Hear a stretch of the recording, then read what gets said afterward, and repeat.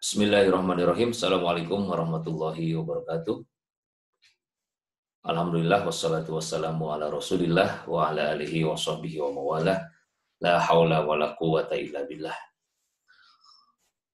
Para mahasiswa angkatan 2017 yang saya hormati, yang saya banggakan, pertama-tama marilah kita berucap syukur kehadirat Allah Subhanahu wa taala karena pada hari ini atau sampai hari ini kita masih diberikan kesempatan oleh Allah Subhanahu wa taala menghirup udara yang segar, bahkan sudah sampai pada saatnya untuk bersiap-siap melaksanakan salah satu agenda akademik di kampus UIN Sunan Gunung Jati Bandung tercinta, yaitu KKN dari rumah.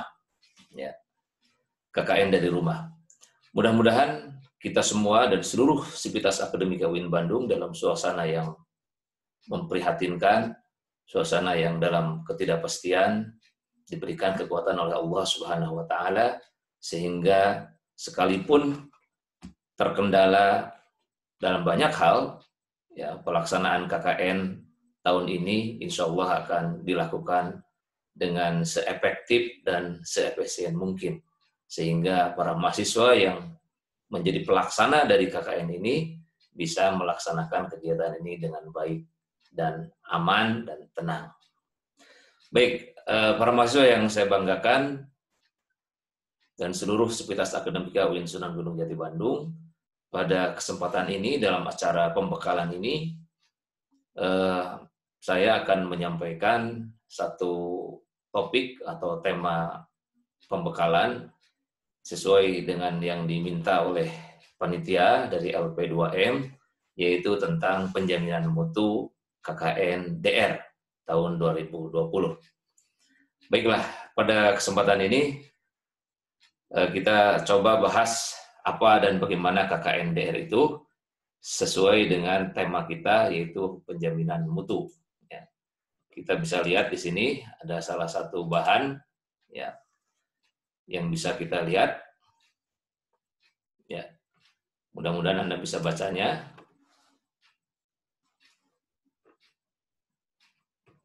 Ya,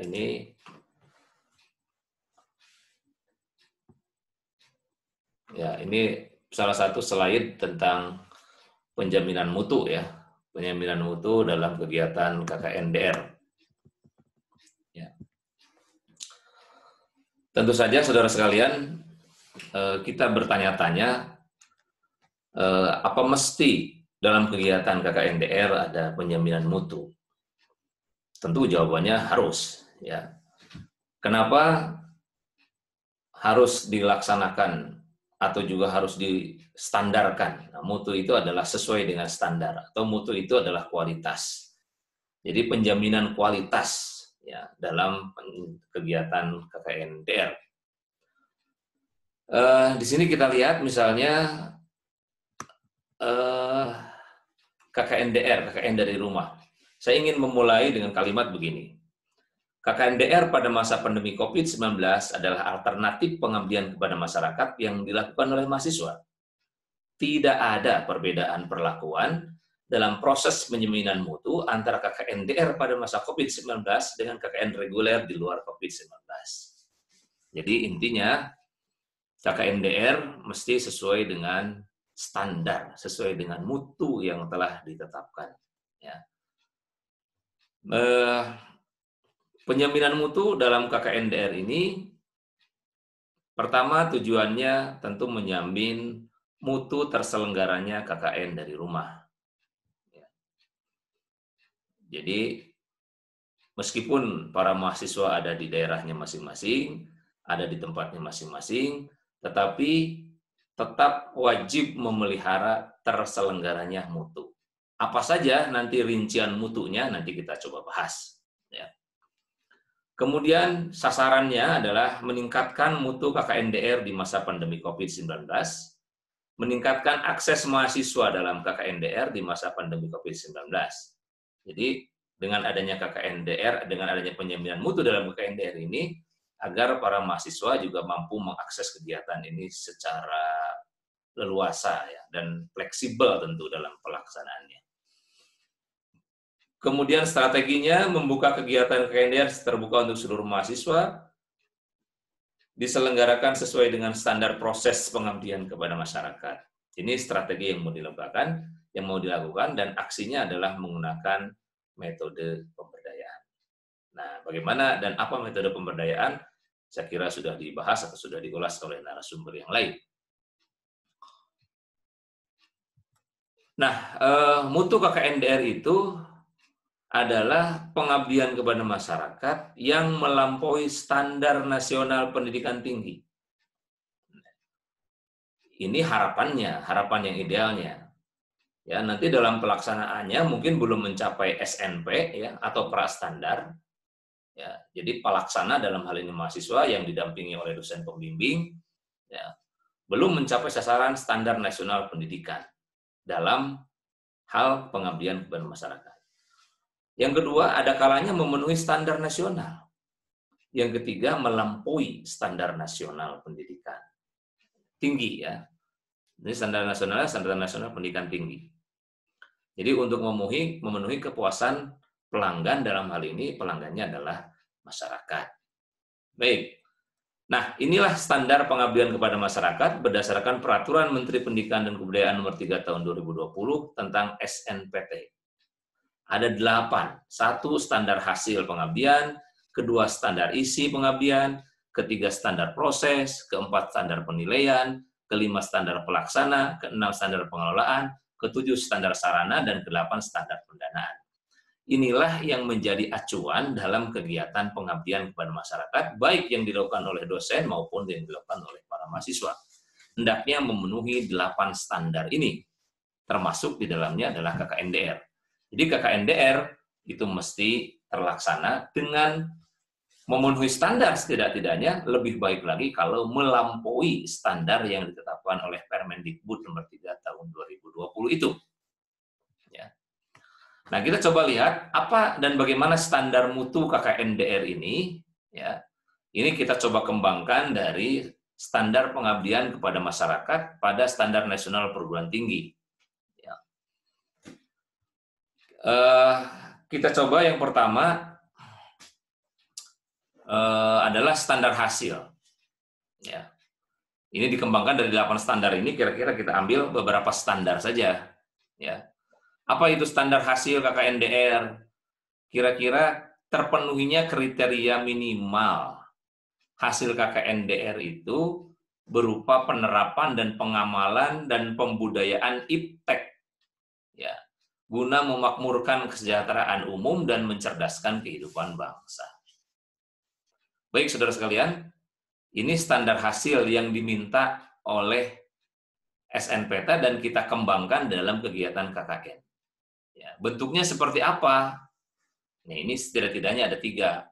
Pertama, hasil dari KKNDR ini mampu menyelesaikan masalah yang dihadapi oleh masyarakat. Sekarang tentu saja yang disebut dengan masalah di dalam masyarakat itu banyak sekali, ya, dan begitu kompleks. Ya. Nah, apakah para mahasiswa dalam waktu yang 1 bulan ini bisa menyelesaikan masalah? Tentu saja ada yang bisa, ada yang tidak, kan? Saya tidak mengatakan tidak bisa seluruhnya, tapi tentu ada yang bisa, ada yang tidak. Apalagi sekarang potensi salah satu keberhasilan KKNDR ini di mana Anda berada di tempat tinggal masing-masing. Mungkin juga sudah mengetahui sejak awal bagaimana keadaan dan kondisi masyarakat pada masa itu. Ya. Nah, ini jadi harapannya standar hasil dari KKNDR ini, para mahasiswa diharapkan mampu bersama-sama menyelesaikan masalah yang dihadapi oleh masyarakat dengan memanfaatkan keahlian sivitas akademika. Silahkan dari 40 sekian prodi yang ada di UIN Sunan Gunung Jati Bandung ini, bantu masyarakat untuk menyelesaikan masalahnya. Saudara sekalian, kita beralih dulu sejenak, ya, bahwa pengabdian kepada masyarakat ini, itu menurut Undang-Undang Pendidikan Tinggi nomor 12 tahun 2012, ya, menurut definisinya adalah kewajiban. Ya, jadi kewajiban sivitas akademika Jadi baik dosen maupun mahasiswa di Indonesia berdasarkan Undang-Undang Pendidikan Tinggi itu wajib melaksanakan kegiatan pengabdian kepada masyarakat. Nah, salah satu bentuk pengabdiannya ini adalah yang dilakukan oleh mahasiswa dalam bentuk kegiatan kuliah kerja nyata. Ya. Jangan dibalik loh, jadi kuliah kerja maya ya. Bisa saja kuliah kerja maya, tapi mungkin di beberapa daerah yang riskan prosesnya dilakukan secara daring ya, secara daring. Tetapi kalaupun tidak dilaksanakan secara daring karena basisnya adalah RT setempat, mungkin saja bisa dilakukan ya, bisa dilakukan. Nah, itu tergantung dari kondisi dan keadaan daerah masing-masing. Nah, itu standar hasil. Jadi pengabdian kepada masyarakat itu merupakan kewajiban. Oleh karena itu, karena ini wajib, maka secara hukum yang disebut dengan wajib itu kalau dilaksanakan berarti mendapat pahala. Kira-kira begitu ya, itu yang disebut dengan standar hasil. Pengabdian kepada masyarakat. Salah satu dari Tridharma Perguruan Tinggi. Ya, Tridharma Perguruan Tinggi. Nah, baik saudara sekalian, yang kedua memanfaatkan teknologi tepat guna. Jadi dalam prosesnya bisa saja para mahasiswa dari yang berlatar belakang saintek atau juga non-sains itu bisa memanfaatkan teknologi yang ada di masing-masing yang dimiliki oleh masing-masing mahasiswa. Yang ketiga menjadi bahan pengembangan iptek, jadi hasilnya nanti menjadi bahan ajar barangkali atau juga menjadi hasil bahan-bahan penelitian yang akan dilakukan oleh para mahasiswa ketika menyelesaikan tugas akhir. Itu standar hasil ya dari KKN DR. Kemudian yang kedua, saudara sekalian, penjaminan mutu dari kegiatan KKN ini adalah terpenuhinya standar proses. Ya, standar proses KKN DR. Apa itu yang dimaksud dengan standar proses KKN DR? Setidak-tidaknya dalam kegiatan KKN DR itu terdiri dari perencanaan, pelaksanaan, dan pelaporan kegiatan. Nah, tentu saja di sini LP2M, kemudian para mahasiswa kan akan merencanakan. Setelah direncanakan, dilaksanakan, setelah itu dilaporkan. Itu prosesnya.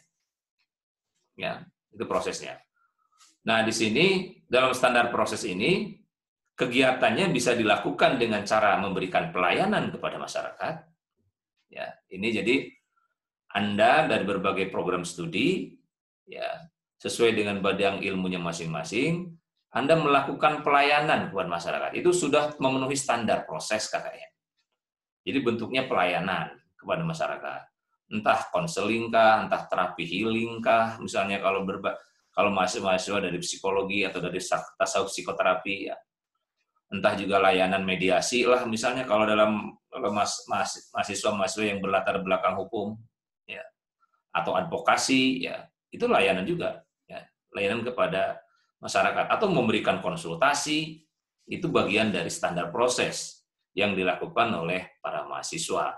Ya, jadi berikanlah layanan kepada masyarakat ini sebaik mungkin, sehebat mungkin, sehingga ukuran dari situ adalah Anda setelah memenuhi standar proses. Kemudian yang kedua, penerapan iptek sesuai dengan keahlian. Tentu saja kalau bunyinya iptek berarti mahasiswa yang berlatar belakang sains. Ya. Silakan apakah Anda sudah menemukan atau juga ya entah itu hand sanitizer ya, kemudian juga alat pendeteksi suhu, kalau mungkin diajarkan kepada masyarakat atau juga dibuat ya bagaimana cara membuatnya, atau juga Anda membuat disinfektan atau juga ada alat untuk menyemprot, atau bahkan juga Anda pun bisa menemukan bagaimana cara mengenali virus yang ada dalam tubuh kita dengan alat tertentu. Itu penerapan iptek sesuai dengan keahliannya. Yang ketiga adalah peningkatan kapasitas masyarakat. Ini bisa dilakukan dengan cara pendidikan, dengan cara workshop kepada mereka ya, ada workshop, ada seminar ya. Itu peningkatan kapasitas. Jadi masyarakat memiliki kapasitas yang baik, dari semula tidak tahu menjadi tahu. Dari semula dia tidak berilmu menjadi berilmu. Dari semula masyarakat itu tidak punya keterampilan sampai akhirnya dia punya keterampilan. Nah, itu kapasitas masyarakat. Dan inilah sesuai dengan tujuan dari pengabdian kepada masyarakat itu yang dinyatakan di dalam Undang-Undang Perguruan Pendidikan Tinggi, ya, bahwa pengabdian masyarakat adalah penerapan ilmu pengetahuan dan teknologi untuk kemajuan dan kesejahteraan masyarakat. Berarti, ya, dalam kegiatan KKNDR ini pastikan oleh para mahasiswa masyarakat ada perubahannya. Masyarakat ada perubahan cara berpikir, perubahan di dalam keterampilan yang dia lakukan, itu adalah salah satu terpenuhnya standar proses dari KKNDR ini. Yaitu adanya peningkatan kapasitas kepada masyarakat. Baik, saudara sekalian, sebetulnya kalau kita bicarakan pengabdian kepada masyarakat itu, ada berbagai macam makna, ya, seperti hanya dalam standar proses ini. Bisa juga diartikan bahwa pengabdian kepada masyarakat itu adalah pengembangan iptek, ya, menjadi produk yang secara langsung dapat dimanfaatkan oleh masyarakat. Jadi dikembangkan, kemudian ada produk yang bisa diterapkan kepada masyarakat, itu kegiatan pengabdian. Ya.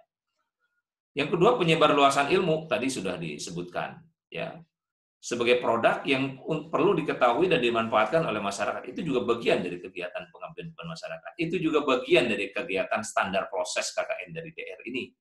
Ya. Yang ketiga, penerapan iptek secara benar dan tepat oleh masyarakat sesuai dengan situasi masyarakat yang menuntut dan tuntutan keadaan di dalam masyarakat ini. Jadi asas efisiensi dan efektivitas itu perlu dijadikan tolak ukur, ya. Dijadikan tolak ukur. Nah, itu berbagai macam makna pengabdian, termasuk memberi bantuan keahlian tentu, ya. Di sini bantuannya keahlian, bukan finansial. Ya, kalau finansial Anda mungkin hanya berkolaborasi, tapi yang dimaksud di sini adalah charity. Charity itu memberi bantuan, tapi bantuannya adalah bantuan intelektual, ya, kepada masyarakat untuk mengidentifikasikan masalah, ya, dan mencari alternatif pemecahannya untuk menggunakan dengan pendekatan-pendekatan ilmiah. Oke, itu. Baik, yang terakhir, saudara sekalian, dari standar proses ini adalah pemberdayaan, ya. Pemberdayaan masyarakat. Inilah yang akan dilakukan salah satu metode KKNDR ini berbasis pemberdayaan masyarakat. Yang tahapan-tahapannya, atau juga dikenal dengan siklus pemberdayaan masyarakat, lah SPM saya menyebutnya, siklus pemberdayaan masyarakat, itu mungkin juga sudah disampaikan oleh para narasumber yang lain, ya. Kenapa pemberdayaan masyarakat? Karena setidaknya begini, dari cara pandang, ada 3 cara pandang tentang memahami pengabdian ini, ya, berdasarkan tipologi Morton, ya, tipologi Morton. Jadi ini ada beberapa paradigma. Yang pertama, paradigma ini menjadi acuan, ya. Jadi paradigma charity tadi, baksos, bakti sosial. Lebih tepat sebetulnya mungkin untuk mahasiswa KKN ini adalah bakti akademik, bakti ilmu, ya, kira-kira gitu, ya. Itu charity. Itu charity. Nah, yang kedua, paradigma kedua adalah project, ya. Jadi kegiatan KKN itu harus dilakukan secara terorganisir, ya. Oleh karena itu, model pengabdian ini diawali dengan mengkaji masalah, kemudian apa yang dihadapi masyarakat, menemukan solusinya, kemudian merencanakan bagaimana tindakannya, dan menerapkan rencana untuk mencapai tujuan yang ditetapkan. Itu jenis pengabdian berbasis proyek. Ada organisasinya, terorganisir, ya, kegiatan pengabdian ini. Yang ketiga adalah social change, transformasi sosial. Ya. Jadi paradigma ini meyakini nilai-nilai keadilan dan kearifan lokal di dalam masyarakat. Ya.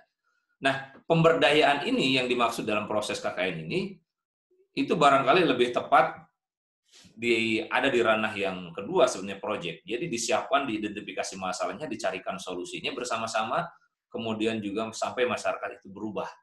Nah, itu kenapa filosofi pemberdayaan masyarakat ini masuk dalam standar proses KKNDR.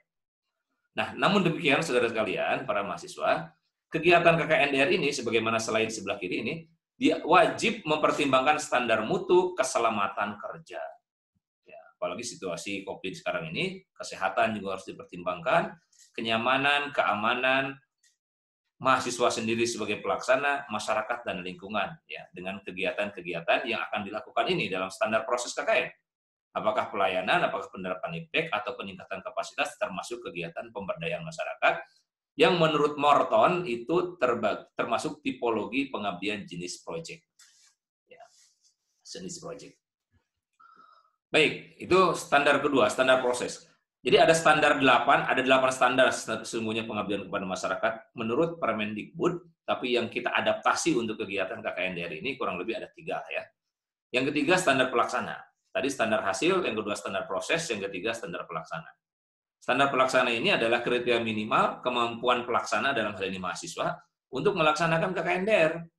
Oleh karena itu standarnya adalah pertama telah menempuh SKS 75%, setidak-tidaknya begitu. Kenapa tidak mahasiswa semester 1 semester 2 saja? Ya, karena harus memenuhi kemampuan akademik.